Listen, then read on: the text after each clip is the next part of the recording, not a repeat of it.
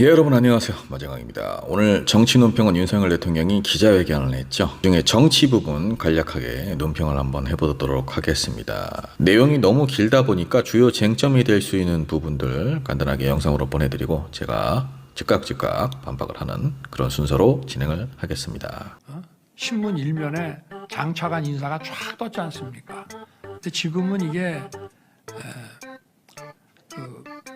인재를 발굴 물색하고 검증을 하고 또 검증 과정에 별 문제 없어도 이런 인사를 안을 내놨을 때 국민들이 어떻게 받아들일지 고민도 해야 하고 하다 보니까 사실은 어떤 상황이 발생해서 인사를 해야 된다고 할 때 이거는 인적 쇄신에 대한 질문 그 답변인데 대통령이 언제 국민들이 어떻게 생각할지를 고민하고 인사를 했습니까? 국민들이 보기에 아니 뭐 저런 사람을 저런 인간을 더 심한 막말이 나올 정도의 인물들을 임명하지 않았습니까? 단 한 사람도 국민이 제대로 납득할 만한 인사를 임명하지 않아 놓고서 무슨 소리를 하는 겁니까? 죄다 이명박 정권 때 문제 있었던 사람들 혹은 극우 친일 발언하는 사람들 학교폭력 가해자 부모들 또는 본인 인적 네트워크에 걸쳐있는 서울대 법대 출신 인사들 검사 출신들 그도 아니면 김건희 여사와 관련된 인물들, 대학원 동기라든지 혹은 사업하면서 알게 된 사람들이라든지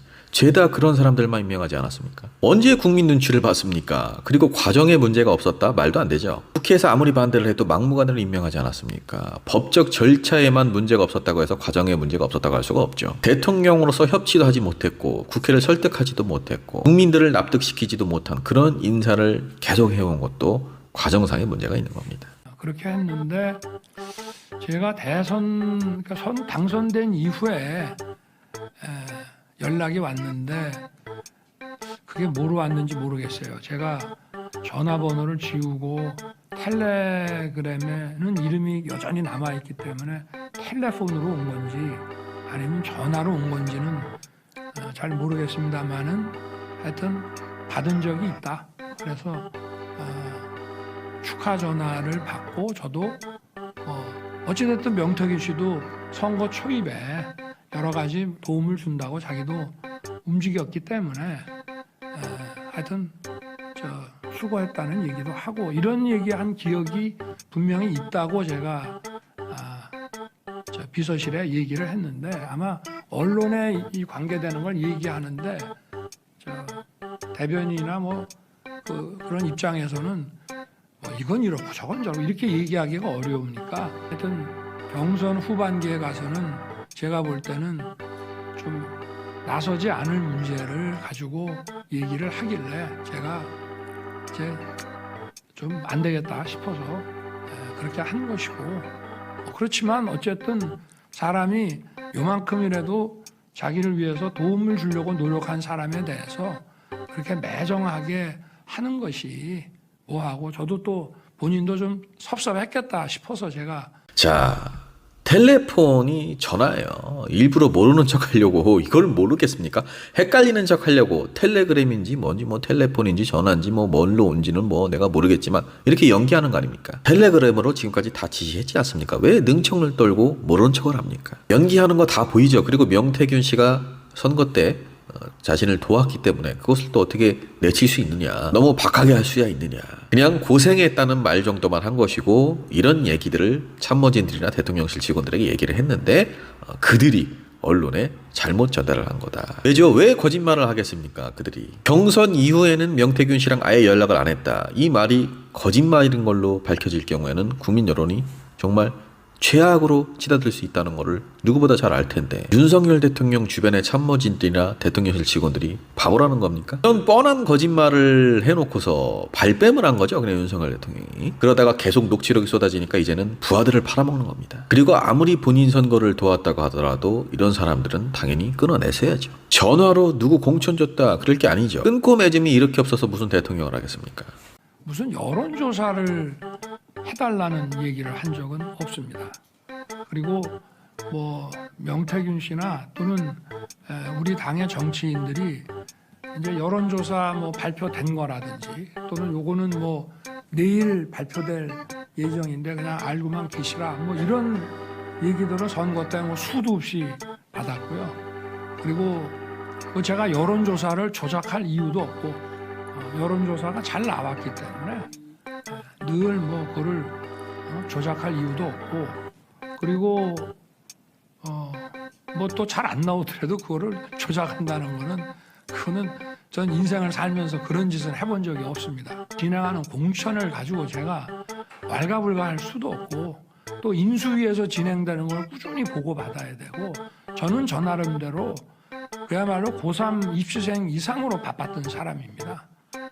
그리고 무슨 공천 얘기가 며칠 전에 제가 어디 일산에 행사 가는 데만 갔길래, 저는 그 당시에 공관위원장이 정진석 비서실장인 줄 알고 있었어요. 지방선거 공관위원장이 이거를 같이 하는 거라고 생각을 하고, 그 당시 상황이 어땠는지 한번 물어보려고 그랬더니 재보궐 공관위원장은 별도로 윤상현 의원이 공관위원장을 했다 하더라고요. 그만큼 저는 당의 이런 공천에 관심을 가질 수 없었고. 여론조사 조작을 명태균 씨에게 의뢰한 적이 없다는 거죠. 이 부분 녹취록이 계속 나올 것인데 어떻게 앞으로 변명을 할 건지 한번 지켜봐야 될 겁니다. 그리고 분명히 본인 입으로 말했습니다. 나는 살면서 한 번도 그런 짓을 해본 적이 없다. 이게 만약에 거짓말로 밝혀지면은 온 국민한테 거짓말을 한 거죠. 추악하게 대통령이. 공천 개입 또한 마찬가지입니다. 나는 그런 적이 없다. 공관위원장이 누군지도 몰랐다고 얘기를 하고 있어요. 여러분 꼭 윤석열 대통령이 지금 한 얘기들 기억하셔야 됩니다. 회의 때 막 참모들한테 막 야단을 많이 친다는 말이 있는데, 당신 좀 부드럽게 해. 그런 거를 뭐 국정 관여라고 할 수는 없지 않겠죠. 그리고 과거에 역대 대통령 부인들한테도 좀 대통령에 대해서 좀 해야 되는데 면전에서 하기 어려운 것들을 이렇게 좀 우회적으로 해서 대통령이 뭐 부인이 얘기하는 듣기 싫은 소리까지 막 집에서 혼내고 싸우고 이러지는 않을 거니까 그런 점들이 좀 있을 수 있습니다. 근데 대통령 부인이 대통령을 좀 도와서 어쨌든 선거도 좀 잘 치르고, 국정도 남들한테 좀 욕 안 얻어먹고 좀 원만하게 잘 하기를 바라는 그런 일들을 국정농단이라고 그런다면은 그거는 국어사전을 좀 다시. 대통령에게 하기 어려운 얘기를 영부인에게 할 수 있는 거 아니냐, 뭐 이런 취지인 것 같아요. 지금 이 얘기는 대통령이 너무 말씀을 못 하셔가지고 이분이 뭐를 말하려고 하는 건지 제가 좀 솔직히 모르겠어요. 근데 어쨌든 뭐 이런 취지인 것 같아요.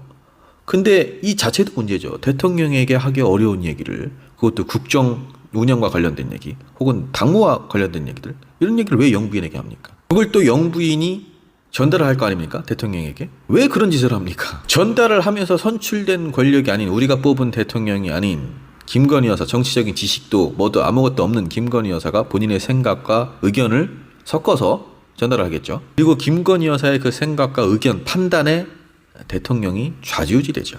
결국에는 김건희 여사, 영부인의 판단대로 무언가가 결정되고 무언가가 저지되기도 하고 무언가가 실행되기도 하죠.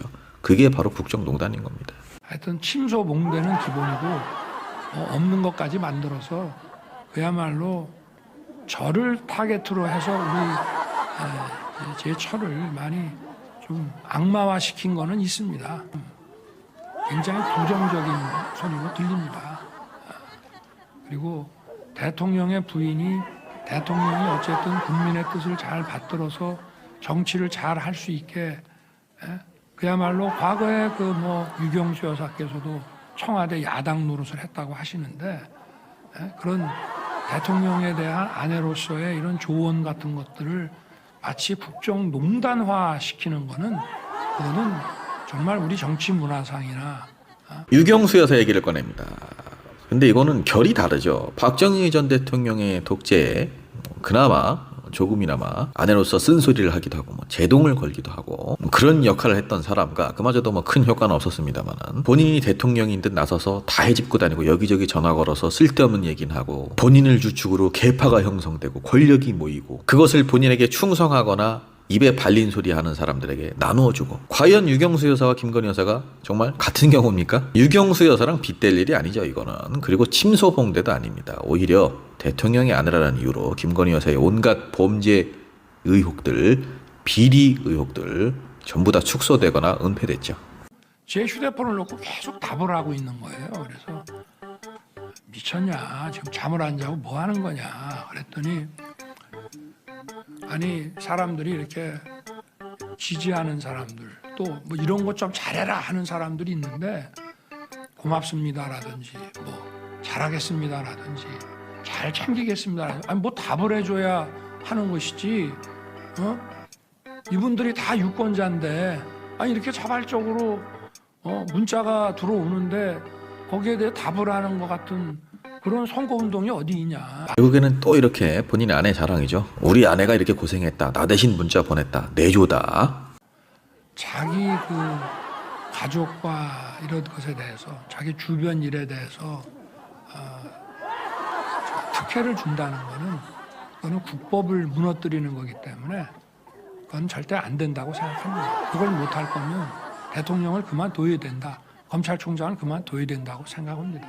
기본적으로 특검을 하니 마니를 국회가 결정해서 또 국회가 사실상의 특검을 임명하고 방대한 수사팀을 꾸리는 나라는 없습니다. 그거는 명백히 자유민주주의 국가들의 상권 분립 체계에 위반되기 때문입니다. 어떤 사건에 대해서 수사권을 발동할 것이며 어떤 사건에 대해서 어떤 검사에게 사건을 배당할 것이냐 하는 것은 사법부 출신인 인물이 행정부의 수장인 대통령에 대해서 본인이 수장으로 있었던 그 당시에 형성됐던 인적 네트워크를 활용을 해서 본인의 아내, 본인의 처가 관련된 범죄, 비리 혐의들을 은폐하고 무혐의를 만들고 불기소를 하고 그러면 어디가 나서야 됩니까? 입법부가 나서야죠. 삼권 분립을 저해한 것은 이미 행정부의 수반인 대통령이 사법부를 움직여서 사적으로 악용을 했을 때 이미 저해가 된 겁니다. 그리고 미국과는 경우가 다릅니다. 우리나라는 검찰을 제대로 견제할 수 있는 그 권력과 수단이 일절 없다시피 합니다. 그런 상황에서 본인들 입맛에 맞게 권력자가 해당 사건을 배정하고 담당 검사를 지정하고 이래버리면 무소불위의 권력을 휘두르는 겁니다. 그리고 본인도 예전에 특검에 참여해놓고서 뭘 특검이 삼권 분립을 처해한다는 이런 얼토당토한 얘기를 하죠 지금 대통령이. 본인 주변 사람들에게 특혜를 줬으니 본인 말처럼 대통령 자리에서 내려오는 게 맞는 거고